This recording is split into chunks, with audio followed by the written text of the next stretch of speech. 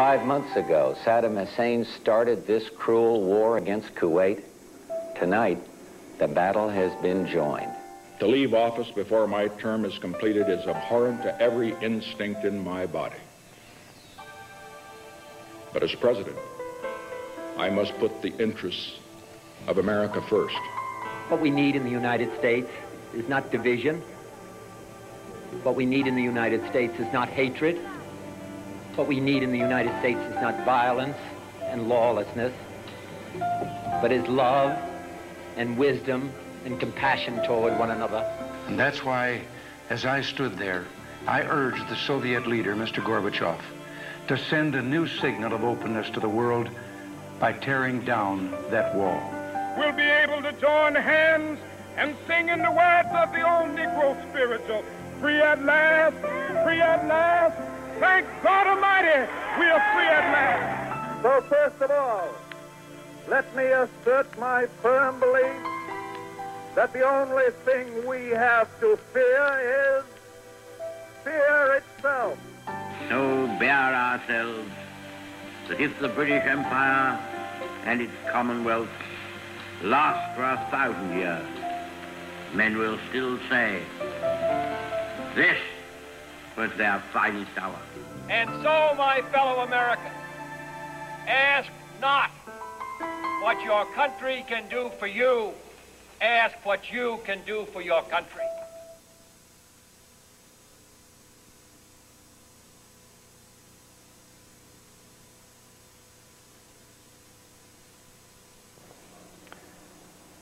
Greetings. Welcome to a special edition of Inside Politics. I'm your host, Bob Beatty, from the Department of Political Science at Washburn University.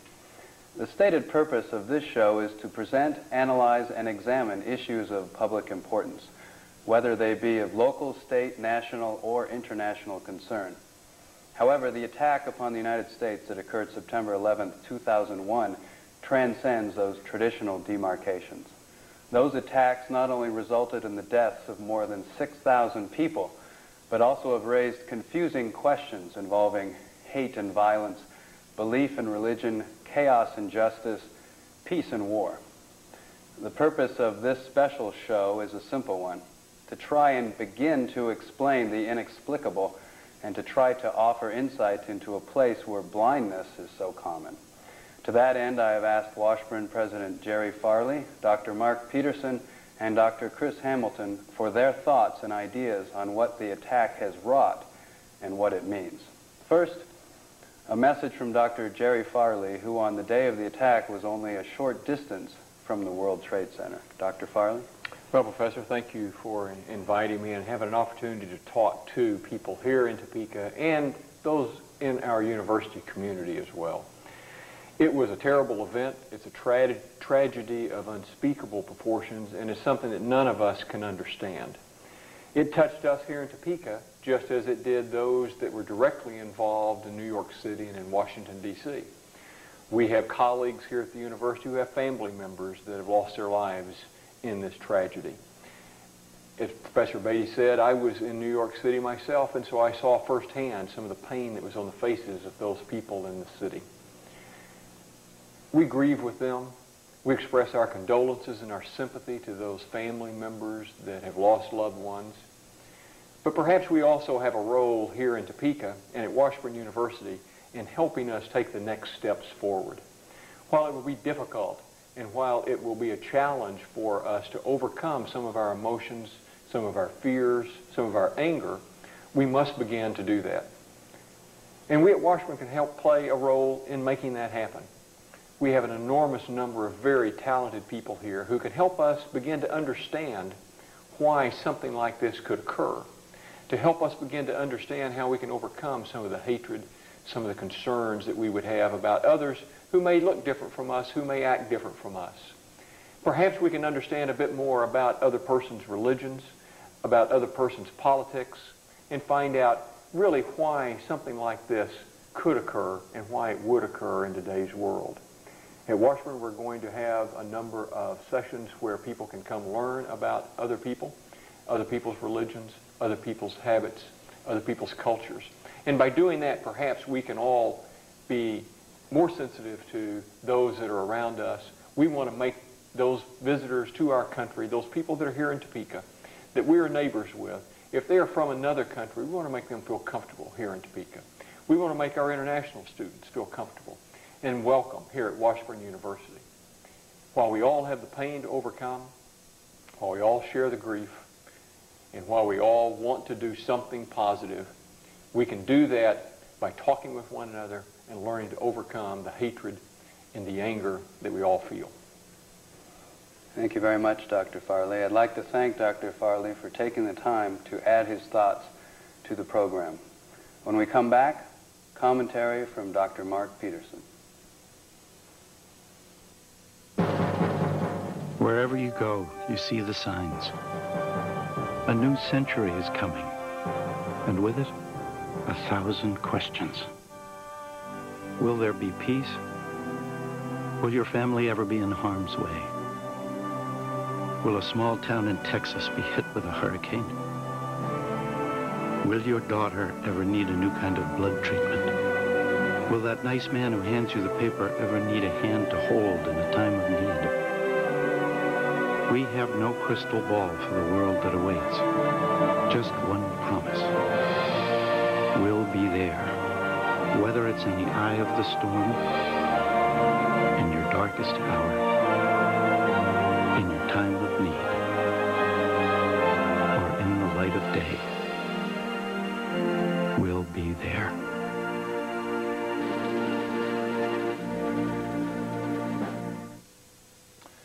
In this time of tragedy and reflection, so many contrasts are so starkly made.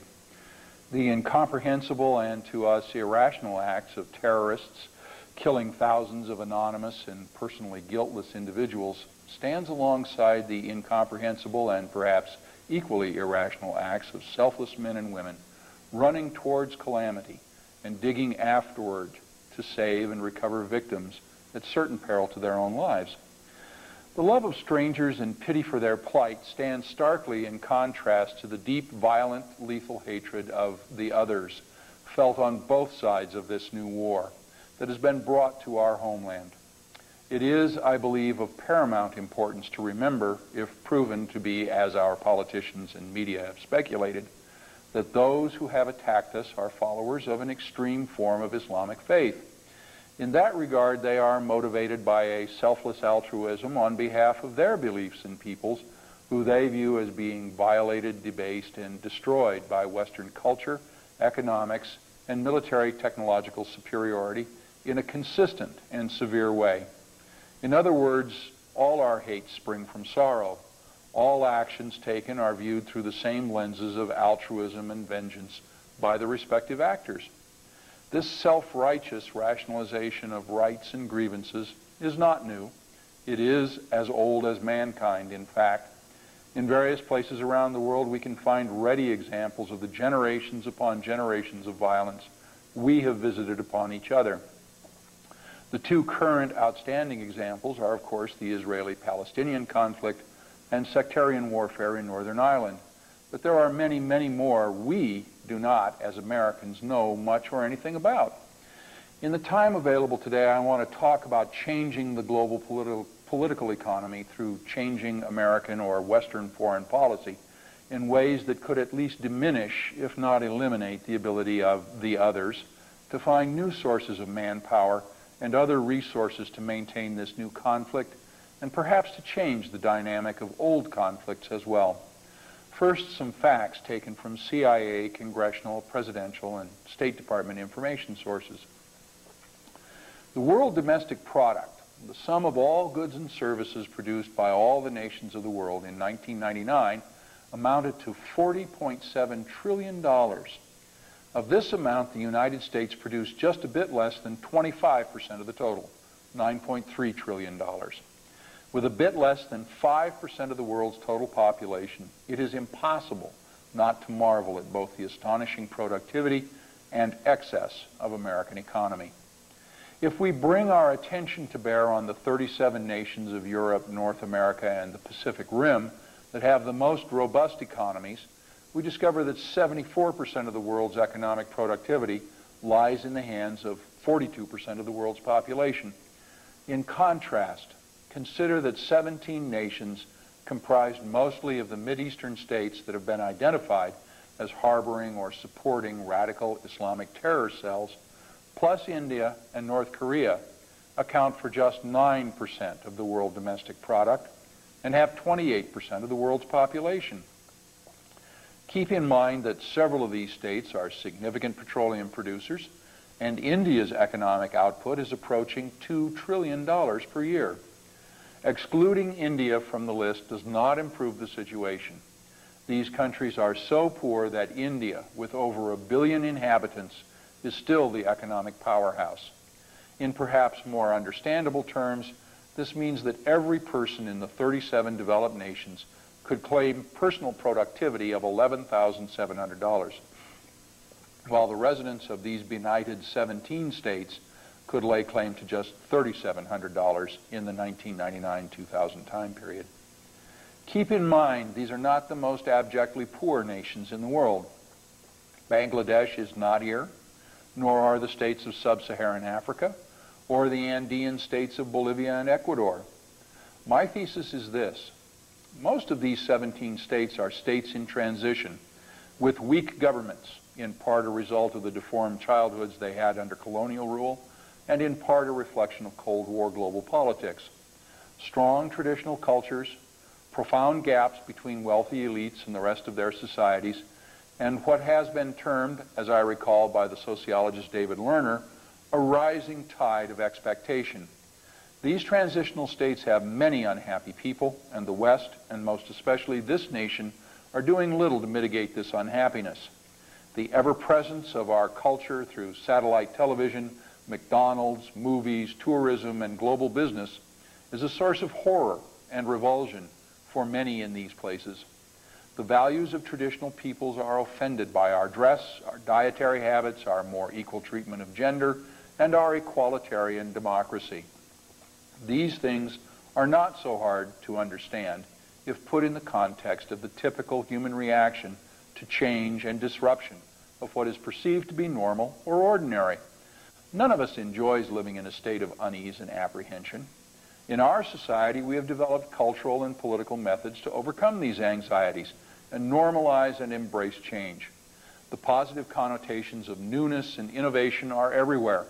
Our educational systems, both formal and informal, emphasize adaptability and change as skills and concepts of great value. We refer to individuals who fail to embrace innovation and change as not being modern or being reactionary. In Western society, tradition is a bit of a pejorative term. The positive, quantifiable value of change is all around us in our lives. Our politics focuses on creating systems, processes, and programs that can effectively react or adapt to change. We castigate public officials who are unprepared for change and are unprepared for the unexpected. Still, many of us find change hard to live with.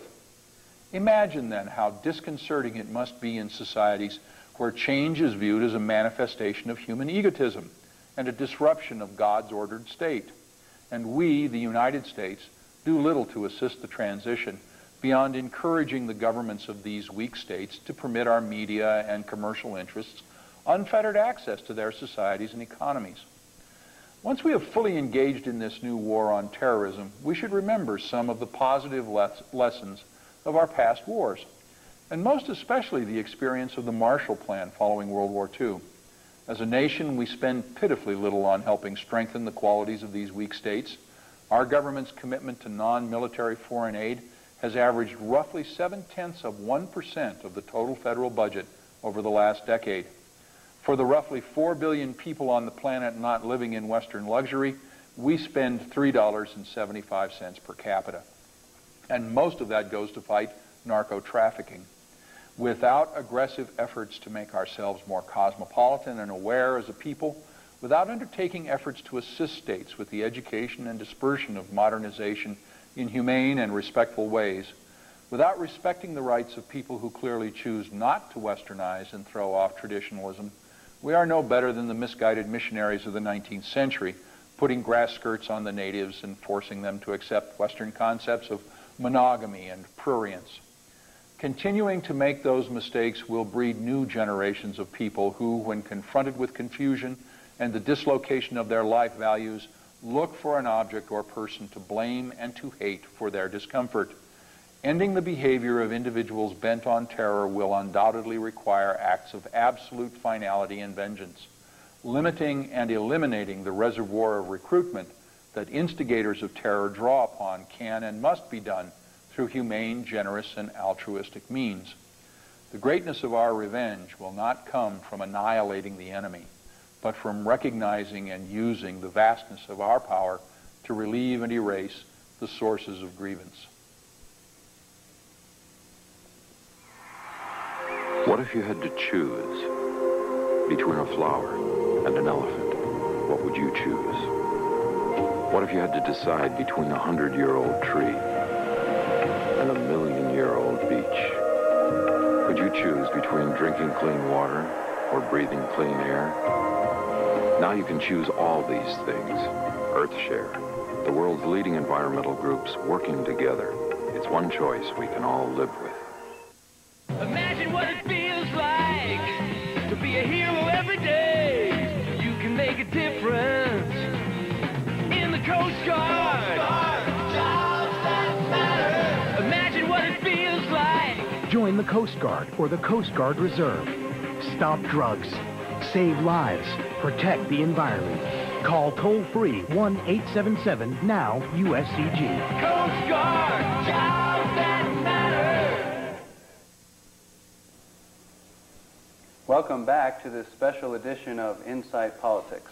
I'm joined now by Dr. Chris Hamilton, Professor of Political Science at Washburn University. Nice to have you here. Thanks, Bob.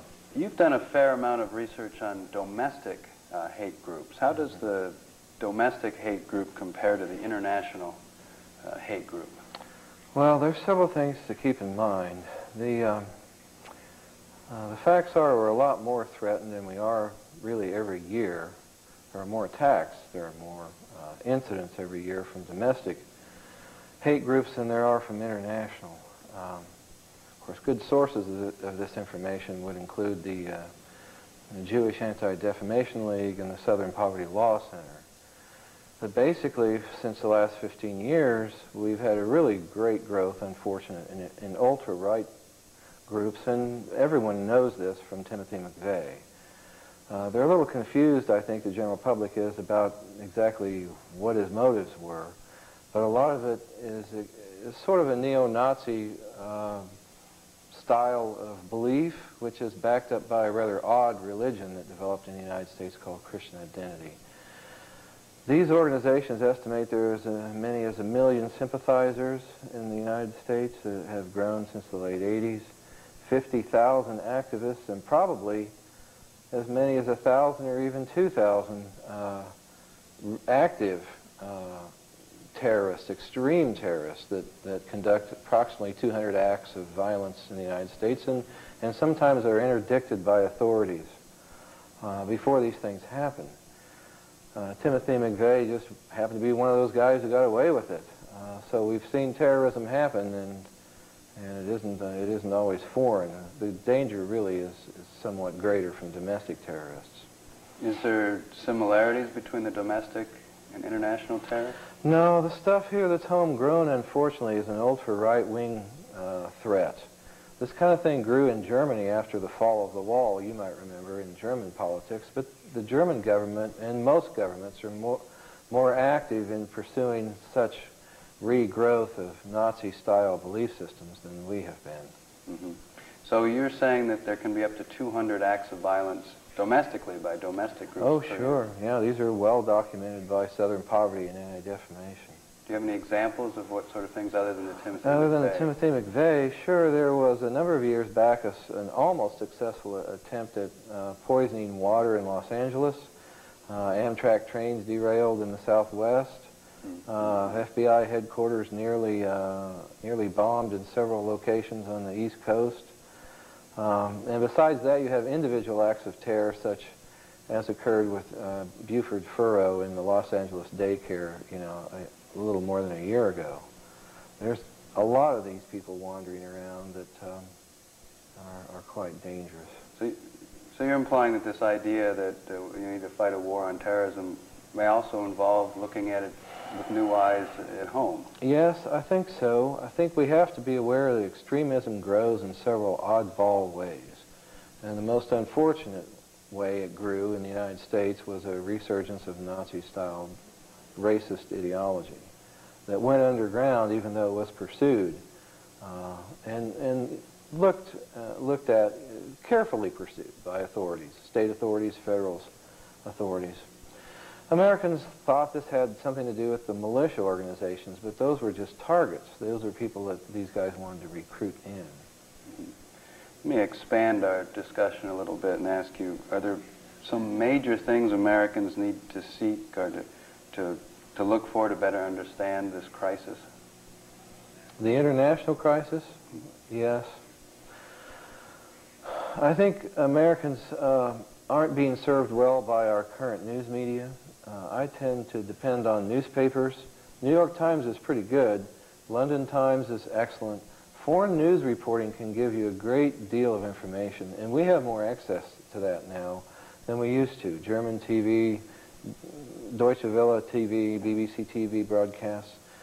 I think we need to know more about how the global community is responding to the terrorist war, and that's kind of lacking in the American media right now. I am greatly heartened myself, being a religious minority myself, that President Bush has been exemplary, I think, in praising Islam as a religion of peace. We need to have a better understanding, really, of the diversity in our society. You know, we've gone from 20,000 Muslims in 1970 to perhaps 1 million, 2 million, as many as 2 million in the United States, and more than that. The Harvard Project now estimates that Muslims in American population are almost as large as the Jews. So I think Americans need to appreciate that diversity is our strength. And to the great credit of President Bush, he is explaining this so that people don't have, I guess, misperceptions about where this emanates from. This emanates from a very bizarre mindset that is driven by, not exactly hatred per se, but it's driven by a sort of bent or twisted perspective of other human beings. If you take the bent and twisted perspective of Islamic terrorist groups, it's not only against Islam, it is basically inhumane. It regards other people as potential victims that God wants you to kill. And if you can stomach studying the ideology of Timothy McVeigh, the Christian identity religion, it's the same kind of bizarre, twisted idea that other humans need to be eradicated in the name of God or in the name of some kind of truth. So in that sense, international and domestic terrorism, there is a link. There is a link, and it isn't well understood. You know, these guys don't do this for money, and they probably do it somewhat for power, but they do it for some really unusual perspective on our world. This is why I'm not really satisfied, Bob, with the sort of global, broad brush, explanations that you hear sometimes, that even in academic circles, that this is a legacy of colonialism and all of this. Well, that might be a mindset, about oppression, which is certainly understood by studying history. But while it seems to explain everything all at once, it explains very little in specific cases, like Osama bin Laden. These are used as symbols to stir up opposition, but it's not the main motive. Mm-hmm. And looking at this global coalition that we're hearing a lot about, how might this look in 1 to 3 or even 5 years? Well, that's something actually I'd like to pursue in discussion with you and kind of imagine that future. My understanding of this, right, and it evolves almost from day to day, is that these are special operations, sorts of forces that have been deployed by the president. I think the American population is expecting some kind of giant ground war. We're expecting another Vietnam or another repeat of the Soviet, debacle in Afghanistan. And that really does not seem to be the concept here. The concept here seems to be some rather focused and elaborate attempt by special operations to locate and single out really only the source of these particular attacks in the world, and that's these rather diseased minds of individuals who've had into their hands trickle down the weapons of modern weapons proliferation, and that they have their allies in sources of governments and finance. And quite frankly, I think those people are going to be hunted down by intelligence security agreements among the Europeans and the Americans. The people who are responsible for aiding and abetting them aren't just government officials. They may be financiers or sympathizers in institutions of banks. We have to revision, and they're correct in saying this, what kind of conflict this is. It's not, you can see it in simple geography terms.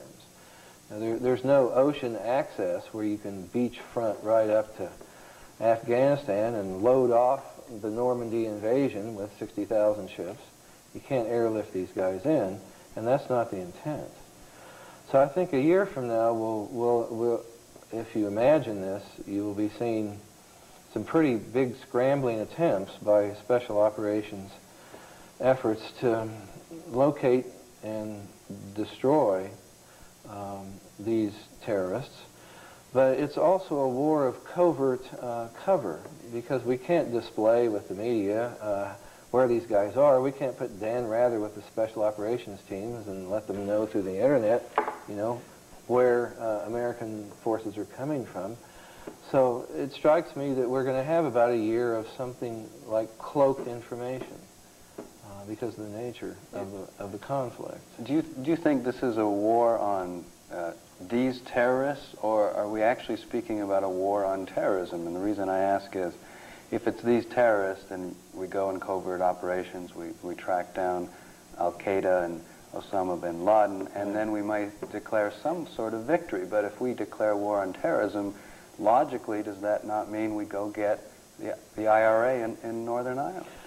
It might, but I think this is an evolving consensus among actually elite leaders, and we're not really sure how many countries at the moment. It's a kind of a consultation and thought process going on. But for instance, tuning in German radio last night, I was hearing all about the quick scramble among EU states and countries to develop their own protocol to identify terrorists and to extradite them, which has been difficult in Europe. You might have a terrorist that you want, but you couldn't get him across the border from Germany into, say, Poland or some other state. I think there is a quick developing elite government, elites in government consensus or conversation on how to really begin to cope with this. At the same time, there's kind of a wary eye on America as to what is the true direction of our military aspect of policy in this thing. Mm-hmm. So it's an in-process international reaction and in-process coalition regime that's being built at the moment, to use that term. Mm-hmm. So at this point, we don't know. Well, then, you know, they're not telling us, and you're back to the cloak of war. I mean, why would our leaders identify who they're going to scramble after, other than whom they think is the prime goal at the moment? You sort of alert terrorists if you're going to alert them where the next bomb is coming from. So there's going to be some kind of porous curtain here that will cover special ops. That, you know, we'll sort of get some information, but we won't get it all. And what do you, at this point, what would you like our policy to be when I talk in terms of these terrorists versus terrorism? This comes to what I think you and I will both recognize as the neo-colonial argument. Last night I went to hear a leading Islamic scholar at KU, and he voiced this. The general perception in the rest of the world that the United States didn't support, for instance, protocols on dealing with terrorism that were being pounded out 5 or 6 years ago in Rome, and now we're sort of reaping the result of not supporting that in the first place, with some skepticism about, you know, it's only when the Americans are attacked are they interested in multilateral solutions. Mm-hmm. There is a kind of reluctance to move in that direction, aside from cultural things, such as the legacy of colonialism in the Middle East. But I think that there will, if there's a limited role in this sort of revenge urge that we've got to go get Osama bin Laden right now. If, for instance, I think the more multilateral thinking individuals in the administration, such as Colin Powell, have a bigger hand to play. I think there's a political battle going on for control of policy in Washington, which is also not so much in the news. The more we move towards a multilateral approach, the more we're going to have less opposition, less reaction, and actually, you know, more partners means fewer people to shoot back at if you're terrorists. I mean, more people to shoot back at and less risk for us. Mm-hmm. Well, thank you so much for joining the program. Thank you. Appreciate it.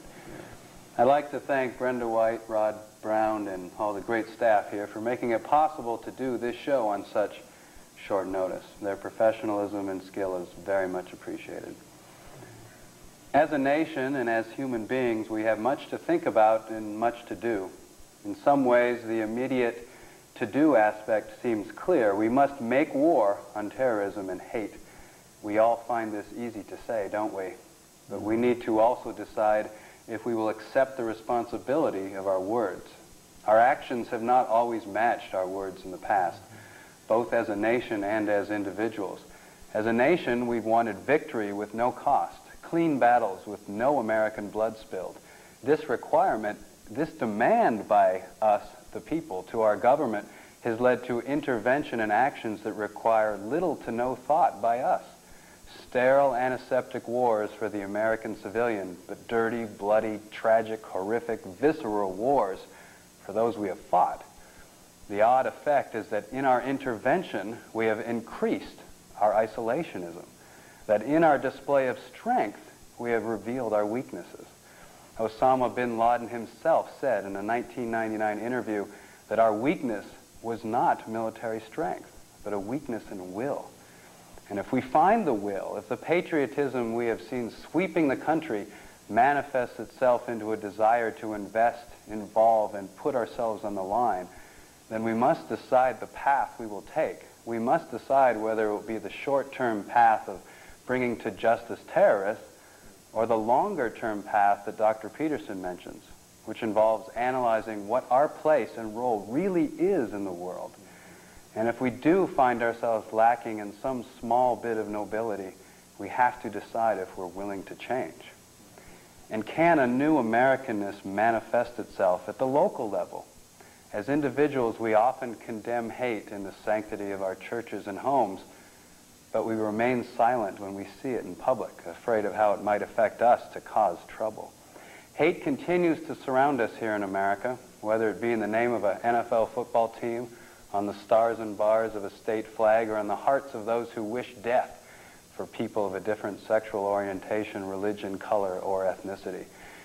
People are fond of pointing out how the U.S. responded to the attack on Pearl Harbor, how the sleeping giant was awakened and America rose with a vengeance to smite Nazism and Japanese totalitarianism. And indeed, we should be proud of how we fought and won World War II. But America also put into camps Japanese Americans. America also refused African Americans' rights upon their return from fighting in the war. At times, America has not transferred its goals on the international level to its practices at home. So how we respond to the issues this crisis raises for us as a people in the long run will be as or more important than the crisis itself. For we will win the war against those who used hate and terror against us on September 11th. Make no mistake about that. But where we will go after that will define us as a nation for the rest of the 21st century. Thank you, and goodbye for now.